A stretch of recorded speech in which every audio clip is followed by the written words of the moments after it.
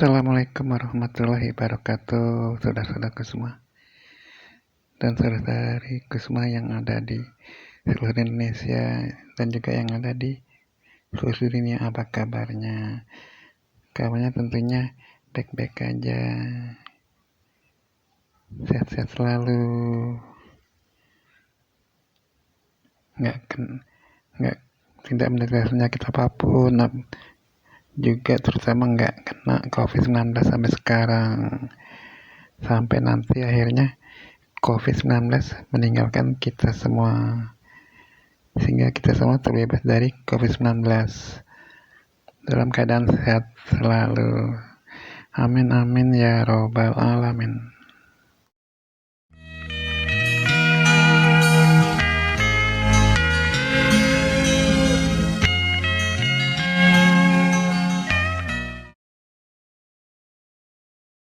Baru-baru ini kita dikejutkan oleh sebuah kelompok yang membawa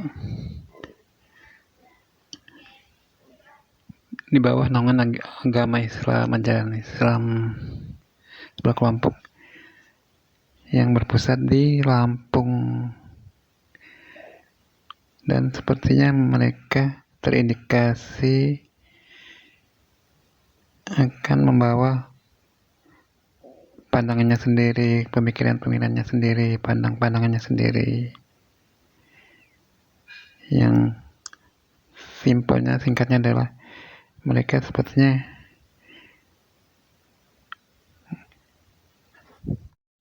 tidak mau mengikuti apa-apa yang sudah dijalankan oleh pemerintahan, oleh penguasa di negeri ini atas dasar-dasar bernegara dan berbangsa, dan mereka sepertinya terindikasi akan membawa pandangan pemikiran sendiri untuk negeri dan bangsa ini. Ya, singkatnya mereka kasarnya akan menggantikan dasar-dasar pandangan berbangsa dan bernegara di negeri ini, sehingga akhirnya mereka ditangkap,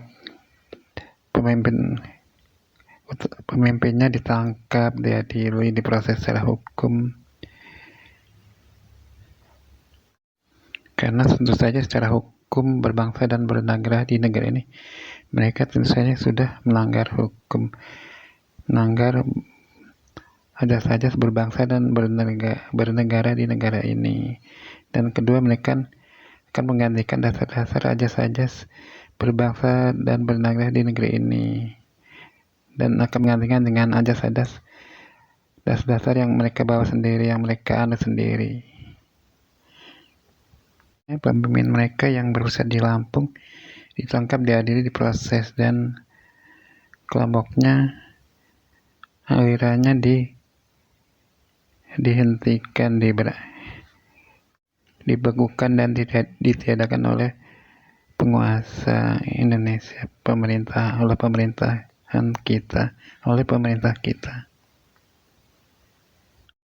Dan mereka menamakan dirinya dari golongan Ikhwanul Muslimin.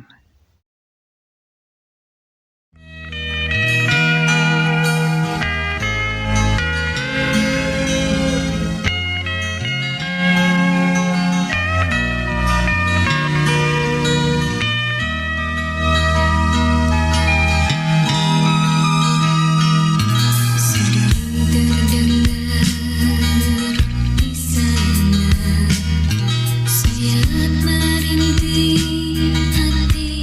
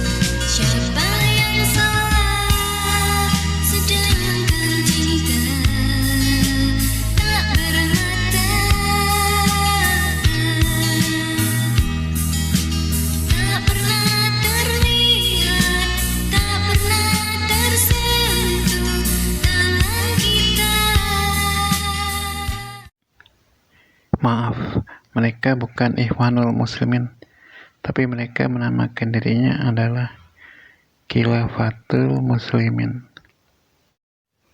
Lalu, benarkah ajaran Islam demikian? Tidak. Ajaran Islam tidak demikian. Ajaran Islam yang benar menurut kitab suci Al-Hadis adalah dalam kaitannya dengan berbangsa dan bernegara adalah kita sebagai warga negara suatu negara harus tunduk patuh menuruti patuh tunduk pada pemimpin kita, pada para pemimpin kita. Jadi para pemimpin negara kita adalah seperti imam saat kita di masjid, saat kita sholat. Jadi harus kita ikuti, harus kita turuti mereka. Kecuali mereka, para pemimpin kita nggak benar, mengajarkan, menyuruh yang nggak benar gitu. Barulah kita diperbolehkan nggak menuruti, nggak mendengarkan gitu. Jangankan para pemimpin kita yang muslim, terhadap para pemimpin kita yang non muslim pun, seandainya mereka nggak bertentangan sesuai dengan Al-Quran dan hadis pun, kita harus patuh tunduk pada para pemimpin kita, seandainya mereka bukan dari golongan muslim, bukan orang muslim, tapi mereka sesuai nggak bertentangan dengan Al-Quran dan hadis, maka kita sebagai warga negara harus patuh tunduk pada mereka, pada beliau-beliau tersebut gitu, walaupun mereka bukan non muslim gitu. Itulah ajaran Islam yang sesungguhnya menurut kitab suci Al-Hadis.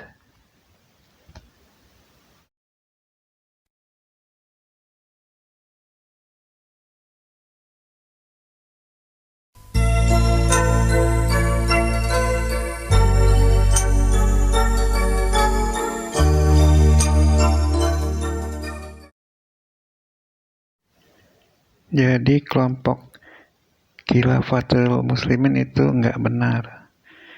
Pertama, nggak benar karena nggak sesuai dengan ajaran Islam. Dilihat ditelaah dari kitab suci Al-Hadis. Kedua, nggak benar karena dalam hal berbangsa dan bernegara, karena para pemimpin negara kita adalah mereka terpilih menjadi para pemimpin kita, menjadi para pemimpin terpilih secara legal, secara resmi, lewat cara-cara berbangsa bernegara, lewat cara-cara pemilihan umum gitu. Mereka sah resmi sebagai pemimpin negara, para pemimpin bangsa dan negeri ini. Kesalahan yang ketiga golongan Khilafatul Muslimin itu adalah mereka melanggar hukum karena akan menggantikan dasar-dasar berbangsa dan bernegara yang telah resmi berlaku di negeri ini dengan dasar-dasar berbangsa dan bernegara menurut versi mereka gitu. Jadi kesalahan Khilafatul Muslimin itu ada tiga jenis, ada tiga macam.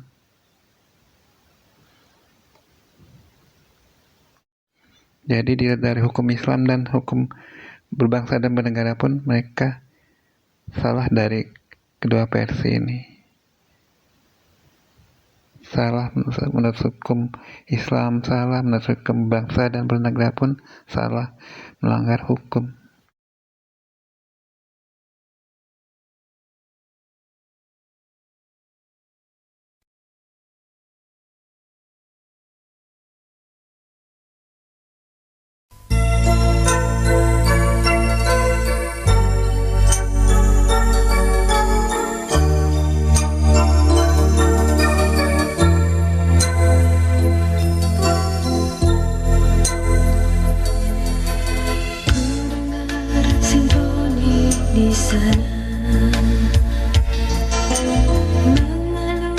Senyum pilu terasa, senada gelisahku yang kian mencekam, seiring datang gerimis perlahan. Tangisku pun tersendat pilu, tiada kau yang masih. Kelompok-kelompok, golongan-golongan yang ingin mendirikan negara Islam, ingin mendirikan negeri Indonesia dengan berdasarkan ajaran Islam, menurut versi mereka sudah ada sejak zaman Orde Lama, sejak zaman pemerintahan Bung Karno.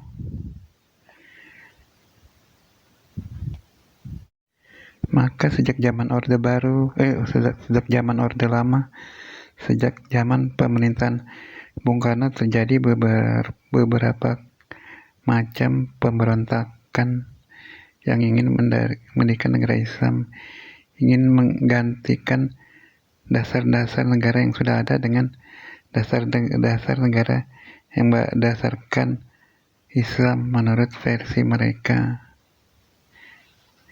Namun pemberontakan di zaman Bung Karno menarik adanya. Masalahnya nggak sederhana, masalahnya adalah cukup ruwet, cukup complicated gitu. Cukup banyak terjadi permasalahan yang terjadi di sana atas pemberontakan tersebut. Pemberontakan yang terjadi di zaman Orde Lama, di zaman pemerintahannya Presiden Soekarno, di zaman pemerintahannya Bung Karno.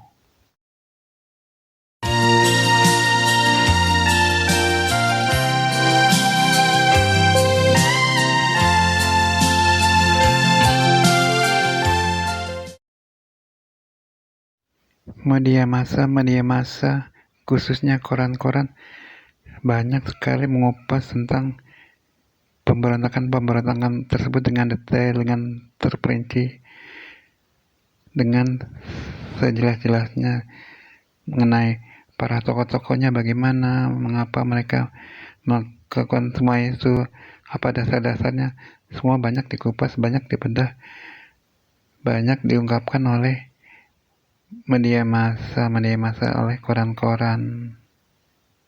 Sehingga sedikit banyak aku tahu mengapa itu semua bisa terjadi, apa dasar-dasarnya, terus mengenai tokoh-tokoh tersebut yang menjadi tokoh-tokoh para pemberontak itu, aku menjadi sedikit banyak menjadi tahu gitu karakternya gitu dan sebagainya. Sedikit banyak aku menjadi tahu latar belakangnya gimana, mengapa sampai terjadi latar belakang atas pemberontakan tersebut, mengapa itu semua bisa terjadi, mengapa itu semua mereka lakukan.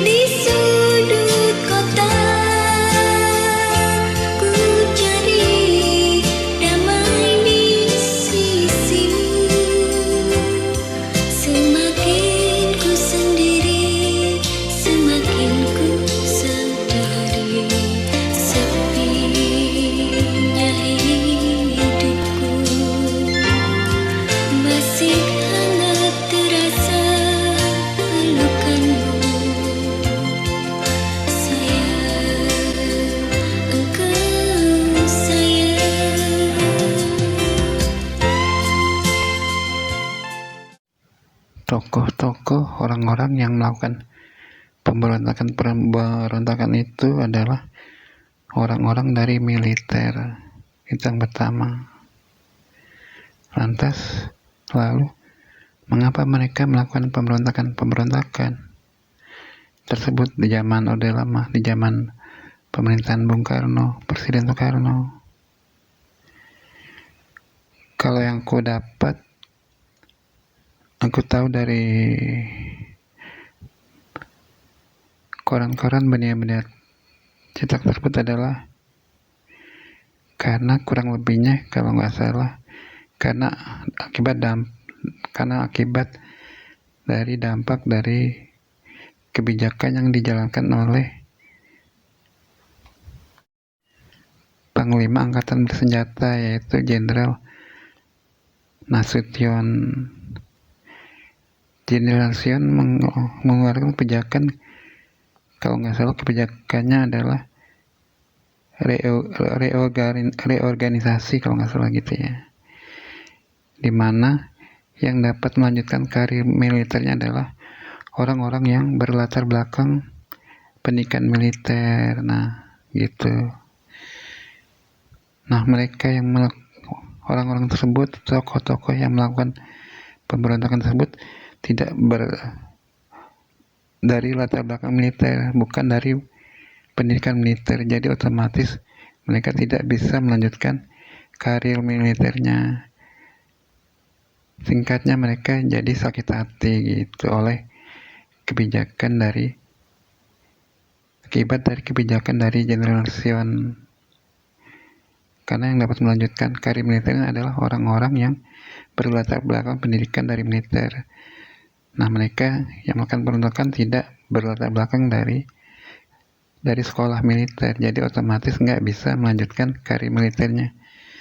Makanya dari itu mereka menjadi sakit hati. Akibatnya mereka melakukan perlahan-lahan melakukan pemberontakan tersebut gitu. Itu yang pertama. Kurang lebihnya gitu kalau nggak salah, akibat dari kebijakan yang kurang tepat dari yang dijalankan oleh Panglima Angkatan Bersenjata, yaitu Jenderal Abdul Haris Nasution, yang berbentuk reorganisasi ABRI, kalau nggak salah, kurang lebihnya demikian. Mengapa mereka semua menjadi sakit hati dan akhirnya melakukan perlawanan, melakukan pemberontakan? Tentu saja jelas mereka menjadi sakit hati karena mereka sudah berkorban segalanya, berkorban jiwa raganya dan segalanya, dan kemudian nggak bisa melanjutkan karir militernya, otomatis mereka semua menjadi sakit hati, menjadi korban perasaan gitu, dan akhirnya melakukan perlawanan, melakukan pemberontakan tersebut.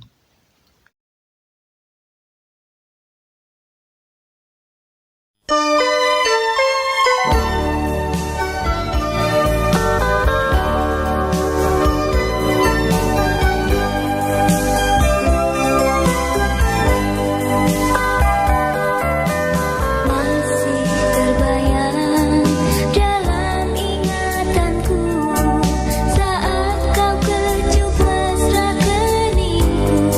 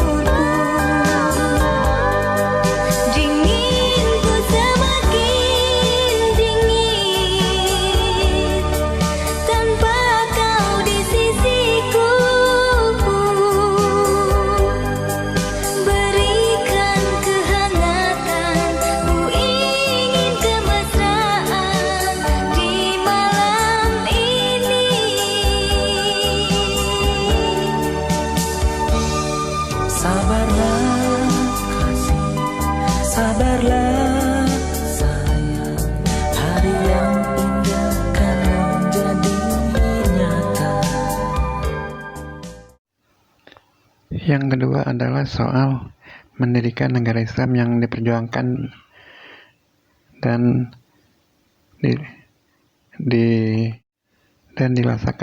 dilaksanakan oleh tokoh-tokoh hebat itu, yang oleh pemerintah mereka disebut oleh pemerintah, dan kaum media massa disebut para pemberontak karena ingin mendaratkan negara Islam di negeri Indonesia yang sah secara konstitusi dan secara konstitusional, sudah melaksanakan, sudah berdasarkan dasar-dasar bernegara dan masyarakat secara undang-undang yang sah dan legal, yang secara sah undang-undang dan secara konstitusi. Tentu saja mereka semua para tokoh-tokoh, para pemberontak di zaman Orde Lama itu tentu saja melanggar hukum, karena mereka ingin mendaratkan negara Islam di Indonesia. Kedua adalah mereka melawan secara undang-undang berbangsa dan bernegara. Yang ketiga adalah mereka inkonstitusional, artinya berusaha secara tidak konstitusi, melanggar konstitusi yang berdasarkan undang-undang negara, yang tentu saja mereka dianggap sah resmi telah melakukan perbuatan melanggar hukum. Sementara di sisi lain perbuatan tokoh-tokoh yang berasal dari kalangan militer itu bisa pula dianggap sebagai kudeta, karena diperjuangkan oleh pihak-pihak militer, karena mereka berasal dari anggota militer.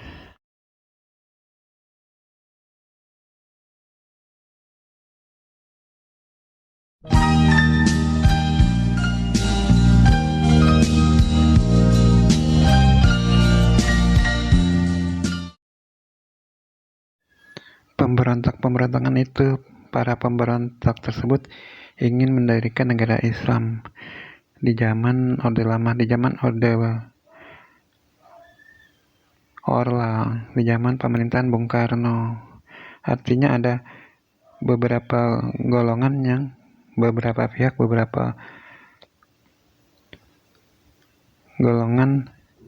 yang ingin mendirikan negara Islam di negeri Indonesia di zaman pemerintahan Orde Lama, di zaman pemerintahan Soekarno. Artinya pemberontakan tersebut, para pemberontak tersebut nggak sepaham, nggak berpendapat, nggak setuju, menentang atas Presiden Soekarno. Kan ringkasnya, simpelnya demikian, atas pemerintahan Presiden Soekarno, atas pemerintah di zaman Orde Lama, di bawah kekuasaan, di bawah pemerintahan Bung Karno.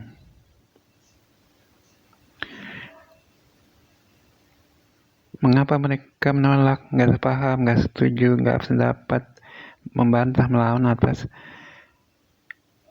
ajas-ajas bernegara dan berbangsa yang dilaksanakan oleh Presiden Soekarno? Tentunya ada alasan tersendiri ya mengapa mereka menentang, nggak setuju, membantah, melawan, sehingga akhirnya ingin mendirikan negara Islam di negeri Indonesia. Tentu saja karena ada alasan-alasan tertentu yang mereka yakini, yang mereka pegang ya.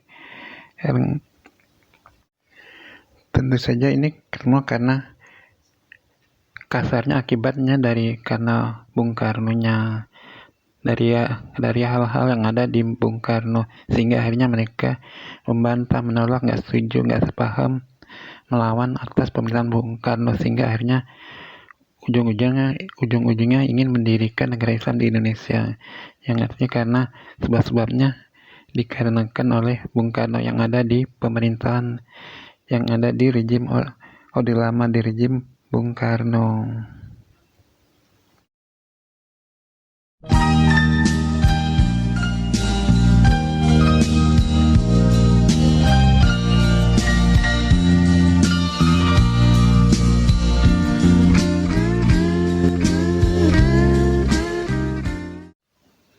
Presiden Soekarno adalah presiden seumur hidup. Lalu bagaimana pandangan politik, haluan politik Bung Karno? Kita semua tahu, maklum ya, mengerti bagaimana, paham banget bagaimana haluan politik Bung Karno, bagaimana pandangan politik Bung Karno dalam menjalankan di masa pemerintahannya. Kita semua tahu banget bagaimana itu. Warnanya apa, gimana, tahu banget gitu ya. Dinamikanya gimana, kita tahu banget, paham banget apa itu semuanya. Kita semua tahu banget itu. Gitu. Kiblatnya apa, condongnya kemana, haluannya apa, kita tahu lah, ngerti banget gimana gitu ya. Lalu bagaimana dengan pemerintahan politiknya? Banyak media massa mengabarkan, surat kabar mengabarkan bahwa Bung Karno banyak menahan, memenjarakan para pahlawan kita, para pahlawan bangsa. Mereka dikabarkan dipenjarakan begitu saja, dikurung begitu saja, tanpa melalui proses-proses hukum gitu. Ditangkap, dipenjarakan begitu saja, dengan tuduhan yang media massa, surat kabar mengatakan para pahlawan tersebut dicap sebagai berhaluan komunis. Padahal kebenaran tuduhan begitu atas mereka sama gitu, bias gitu, abu-abu gitu. Sementara di sisi lain mereka adalah jelas-jelas adalah para pahlawan bangsa kita, gitu, para pahlawan nasional kita gitu. Media massa, surat kabar mengatakan, memberitakannya demikian. Bahkan di bidang seni pun demikian. Bung Karno memenjarakan grup musik legendaris yang terkenal, yaitu grup musik Koes Plus. Mereka dipenjarakan, yang media massa nggak mengabarkan proses hukumnya, yang bisa kita simpulkan bahwa mereka nggak diproses hukum, dipenjarakan bisa saja. Karena media massa surat kabar nggak memberitakan proses hukumnya, nggak memberikan hak pembelaan diri, hak mereka dinamai hukum dan sebagainya gitu ya, yang sebenarnya harus mereka dapatkan atas grup musik Koes Plus tersebut. Sementara atas orang sipil biasa pun ada yang kejadian seperti itu. Mereka dipenjarakan begitu saja dengan tuduhan yang tuduhan tertentu yang terbuktinya kebenarannya samar, bias gitu. Mereka mengungkapkannya di media internet, dan mereka di saat rejim Soeharto berkuasa dibebaskan oleh Pak Harto gitu. Sementara di kalangan pemerintahnya sendiri, yaitu di kalangan militer, pun terjadi hal yang tidak menyenangkan, di mana diberitakan, media mengatakan terjadi atas Panglima besar kita, yaitu Jenderal Sudirman. Beliau begitu kecewa berat atas kebijakan yang ditempuh oleh Bung Karno yang bertentangan dengan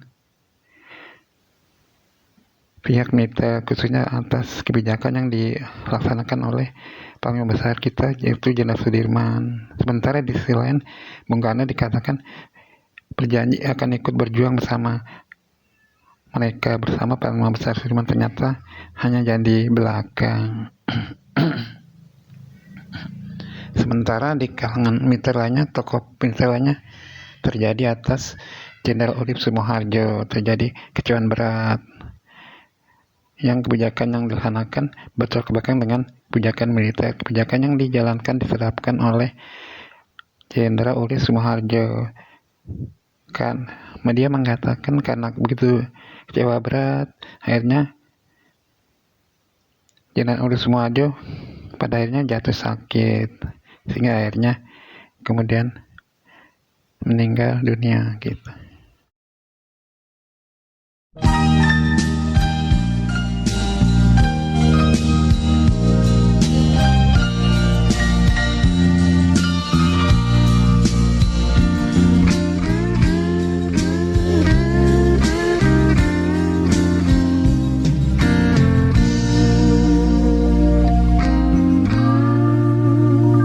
Bilakah seorang diri, jangan kau bersedih. Bilakah seorang diri, ku ingin menemani. Kan ku ceritakan tentang sekuntum mawar. Sementara itu terjadi juga sisi lainnya, yaitu misalnya atas pemberontakan DITI Kartosuwiryo yang tokohnya adalah Kartosuwiryo. Nah, Kartosuwiryo ini adalah teman kosnya Bung Karno dulu, sewaktu masih kos, sewaktu belum menjadi presiden, sewaktu sedang menjalani karir politiknya, sedang meniti karir politiknya Bung Karno.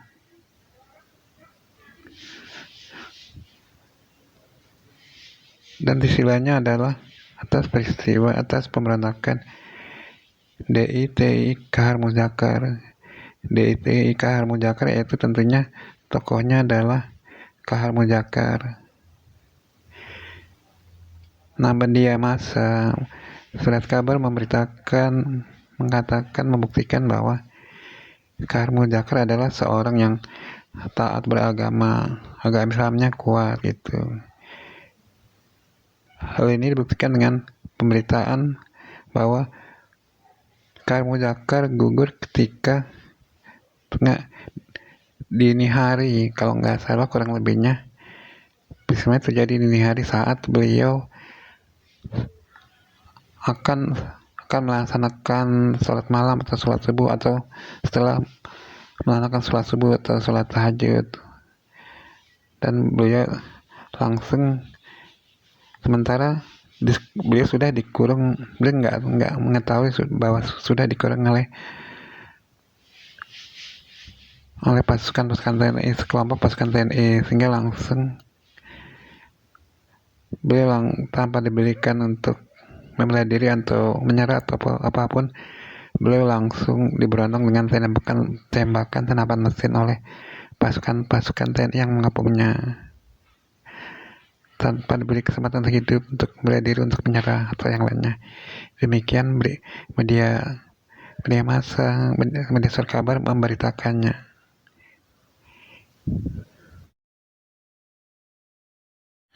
Beliau, Pak Kahar Muzakkar ini, diberitakan dalam kondisi lemah, dalam kondisi sakit, di tempat persembunyiannya di tengah hutan. Demikian kurang lebihnya media massa surat kabar memberitakannya.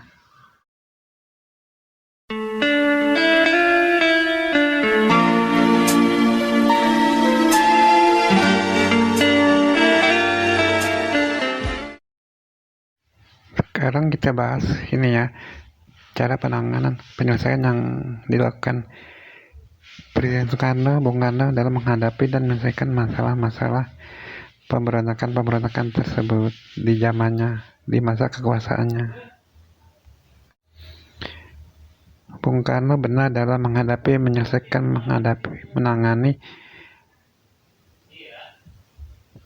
permasalahan pemberontakan di masa kekuasaannya.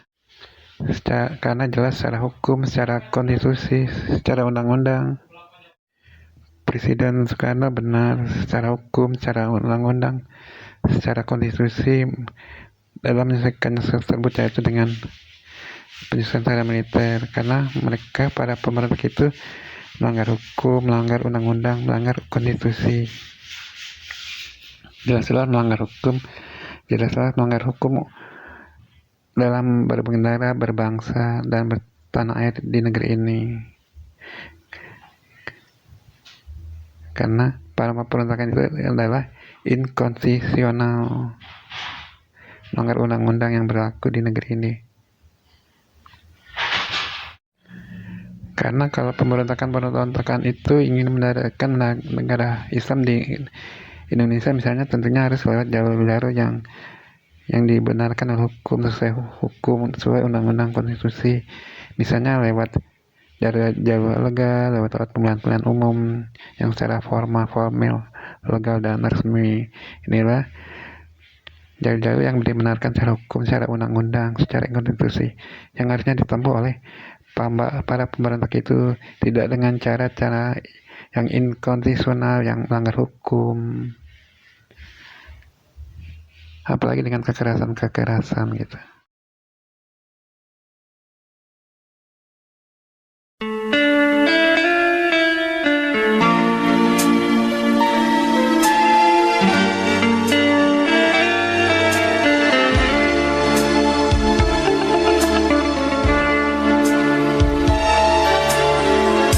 Ketika semua harus ku tempuh, akhir perjalanan cinta kita, apa jayaku yang harus terima apa yang terjadi.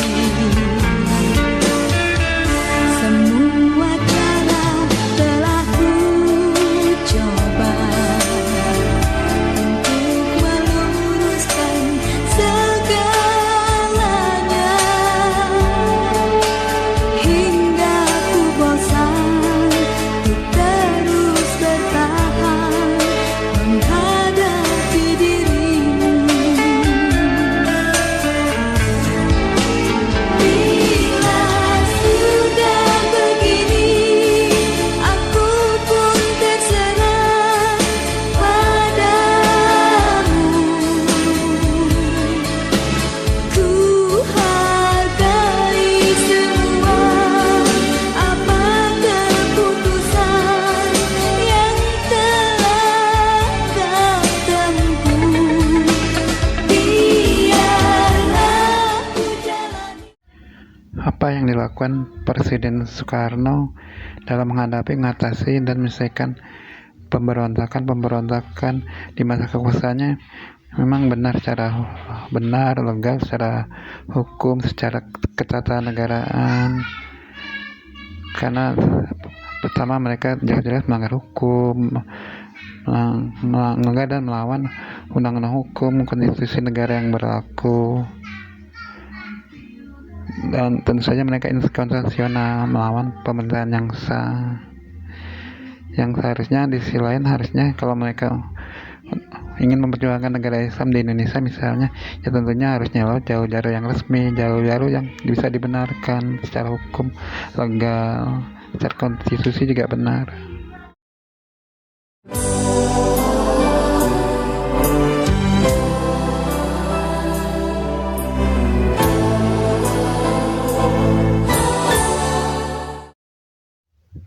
Tapi di sisi lain, kalau kita mau menelaah, mau meneliti pola yang diterapkan, yang dijalankan, yang diberlakukan Presiden Soekarno dalam menghadapi dan menyelesaikan permasalahan kasus-kasus pemberontakan di zamannya, polanya adalah pola yang seperti dijalankan oleh kaum penjajah kolonial, yaitu pola sepihak, hanya sepihak, pola tertutup, pola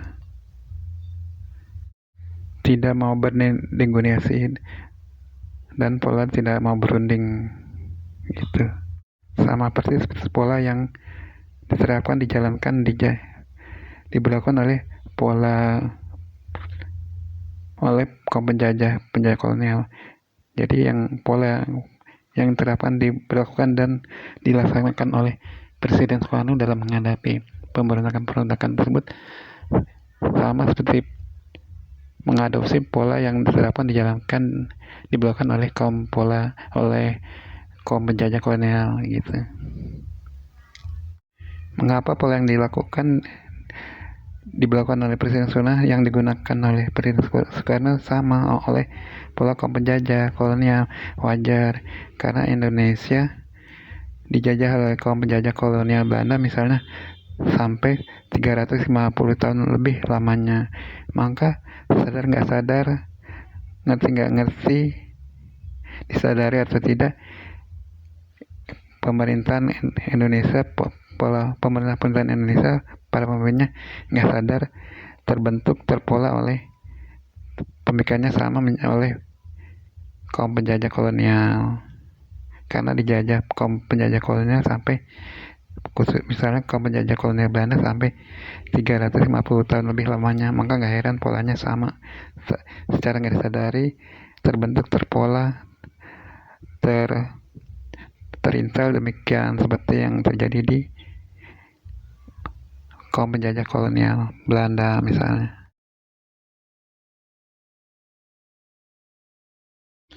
Pola tidak mau dikritik, tidak mau menerima kritikan, tidak mau menerima masukan, tidak mau mendengarkan masukan, gitu.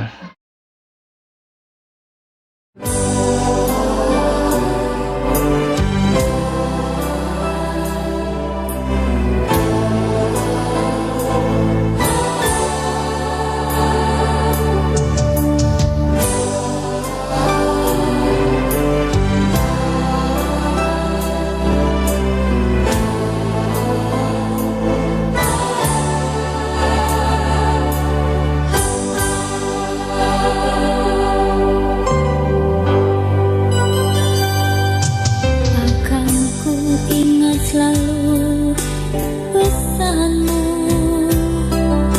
ibuku.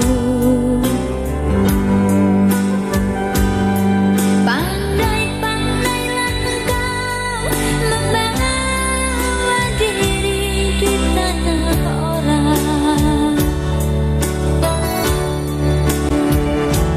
Jangan karena lidah badanmu turut binasa. Jangan lempar batu dan sembunyi tangan. Sudah apa adanya, hujan masih turun ke bumi. Cari teman sejati tak semudah memetik bunga. Pasang surut gelombang hidup ini harus kau terima. Jangan malu mengetuk pintu dan jendela. Sekedar bertanya, bolehkah ku bertemu? Bila hatimu lurus setegak batang cemara. Jangan takut cawanmu tak terisi air. Jangan takut kakimu tak beralas lagi. Dia ada di antara kita-kita. Seharusnya Presiden Soekarno dan para pemimpin bangsa lainnya di masa kepemimpinannya di masa Orde Lama, sifat, jiwa, dan semangat kenegarawannya harus lebih baik lagi, lebih bagus lagi, lebih kental lagi gitu. Dalam arti bisa menjadi lebih bijak lagi, lebih arif lagi, bisa lebih terbuka lagi gitu. Artinya dalam menghadapi, mengatasi, dan menyelesaikan kasus-kasus pemberontakan tersebut harusnya tidak menerapkan pola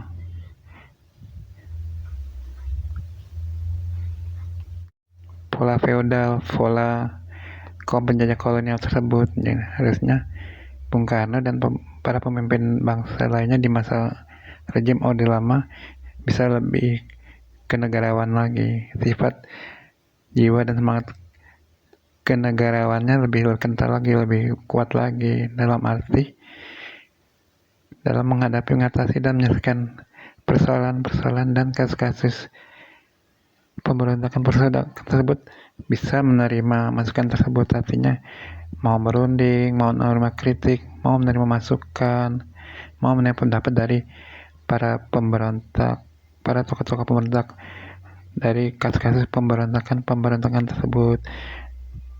Mau berunding, mau menerima masukan, mau menerima kritikan, mau menerima pendapat dari mereka untuk dicari jalan penyelesaiannya, untuk dicari jalan keluarnya, untuk dicari jalan mendapatkan solusinya, sehingga pada akhirnya pun akan membuat pemerintahan Bung Karno menjadi lebih baik, lebih bagus lagi, karena mendapat perbaikan, mendapat masukan, mendapat kritikan, sehingga akhirnya kekurangan-kekurangan yang kelemahan-kelemahan dan keburukan-keburukan yang mungkin ada bisa diperbaiki, bisa dihilangkan, bisa ditiadakan, diganti yang lebih baik lagi dari masukan-masukan, kritikan, pendapat-pendapat, saran-saran dari para pemberontak tersebut, sehingga akhirnya yang terjadi adalah yang dapat adalah win-win solution gitu. Yang terbaik dari menjadi lebih baik lagi, yang dari sebelumnya mungkin tidak baik menjadi lebih baik, yang tadinya sebelumnya ada kekurangan, kelemahan menjadi tidak ada karena semuanya sudah diperbaiki, sudah diperbarui gitu. Harusnya yang terjadi adalah yang terapkan adalah bukan pola feodal tapi pola keterbukaan gitu, kenegarawanan gitu. Mau menerima masukan, kritikan, saran, himbauan gitu dari pihak yang berseberangan, dalam hal ini pihak para pemberontak tersebut, dari tokoh-tokoh para pemberontak tersebut gitu.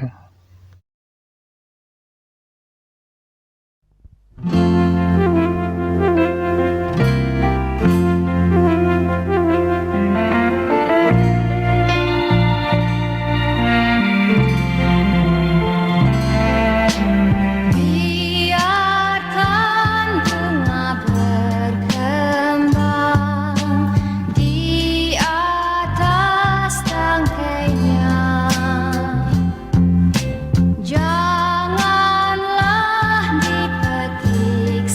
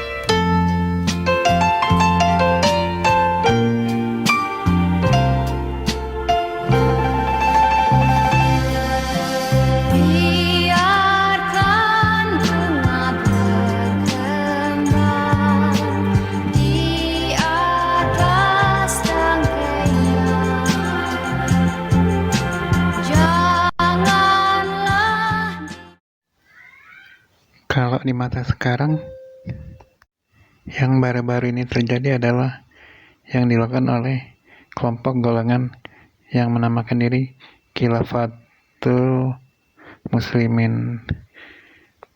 Indikasinya mereka sepertinya juga akan seperti mendirikan negara Islam di negeri Indonesia ini. Kalau yang sebelum-sebelumnya yang nuansanya pun di bawah bendera Islam pun bernuansa Islam pun sepertinya misalnya terhadap gerakan Hizbut Tahrir Indonesia,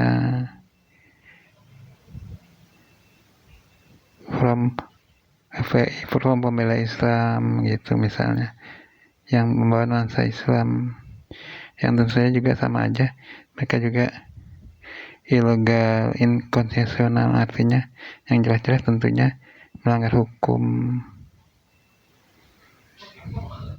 Untuk yang rejim sekarang yang sedang berkuasa maupun rejim-rejim selanjutnya yang nanti akan berkuasa pun seyogyanya pun demikian juga, tidak mengadopsi, tidak terbelenggu dan tidak terpola oleh pola feodal, pola yang terapkan yang dijalankan diberlakukan oleh kaum penjajah kolonial, dalam hal ini penjajah kolonial Belanda. Pola feodal, pola penjajahan kolonial adalah pola di masa yang lalu, di masa lampau yang sudah begitu lama terjadi. Artinya sekarang kan masanya sudah berbeda, sudah jauh berbeda, artinya sudah tidak ada lagi, walaupun mungkin sepertinya sulit ya, karena kita sudah dijajah penjajah kolonial tersebut selama lebih dari 32 tahun, artinya kita sudah terbiasa, sudah terbentuk, terpola, tertempa, terlatih oleh pola feodal. Dan artinya mulai sekarang pun mau tidak mau harus sedikit demi sedikit harus dihilangkan, tidak ada lagi pola-pola tersebut, pola feodal. Pola feodal yaitu tidak mau menerima saran, tidak mau menerima kritik, tidak bisa menerima masukan dari yang berseberangan.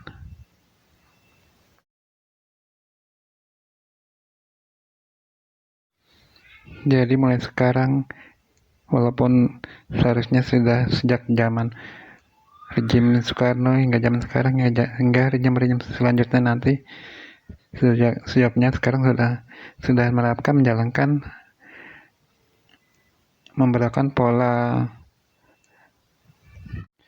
pola musyawarah, pola keterbukaan, artinya mau menerima saran, menerima masukan, menerima kritikan, mau dikritik, mau diberi saran, dan gitu, mau mendengarkan saran, mau mendengarkan masukan gitu. Karena walaupun rejimnya sudah baik bagus, nggak ada salahnya kan pun mendengarkan, menerima masukan, saran, kritik, karena walau bagaimanapun, sebagaimana tentu tidak terlepas dari kelemahan dan kekurangan, sehingga akhirnya yang tercapai adalah kesempurnaan, perbaikan dari yang sudah diterapkan, dijalankan oleh rejim yang sudah baik dan bagus, sehingga akan menjadi lebih baik lagi, lebih bagus lagi, karena kekurangan, kelemahan yang sebelumnya terjadi menjadi diperbaiki, menjadi tidak ada lagi gitu. Jadi kalau dalam menghadapi, menyelesaikan dan mencari suntik pemberontakan di zaman Presiden Soekarno hingga sekarang mendirikan negara Islam atau dan lainnya yang dihadapi, yang dijalankan, yang diterapkan ada pola keterbukaan, pola musyawarah, bukan pola feodal yang diwariskan oleh kaum penjajah kolonial Belanda. Yang digunakan adalah pola keterbukaan, pola musyawarah gitu. Maaf, terbentuk dan terbelang oleh pola kaum penjajah selama 350 tahun lebih.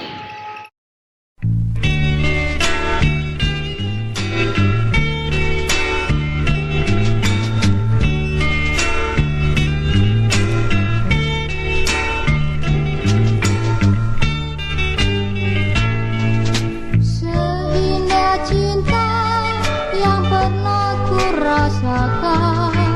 Begitu juga kemesraan wajahnya, bunga pelambayan ganti dirimu yang kini tiada lagi.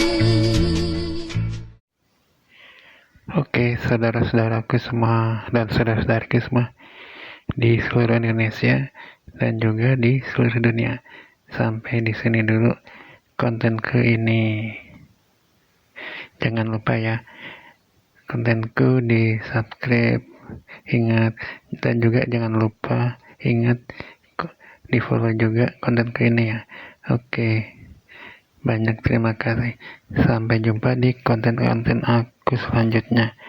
Sampai jumpa kembali di konten-konten aku yang lainnya. Oke, sampai jumpa.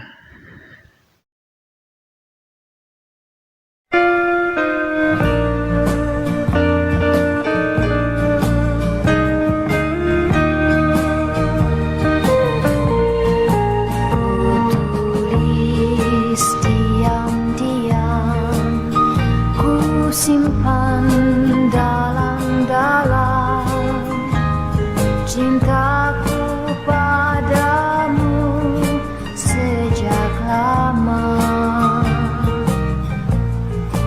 Rinduku tak tertahan, kasih tak terucapkan, namun hati penuh harapan. Tak ku sadari,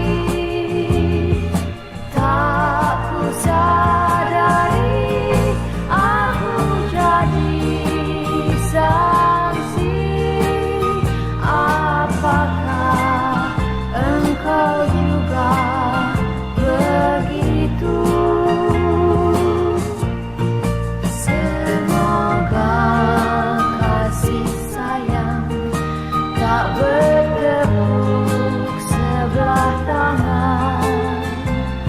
Kasihku padamu selamanya.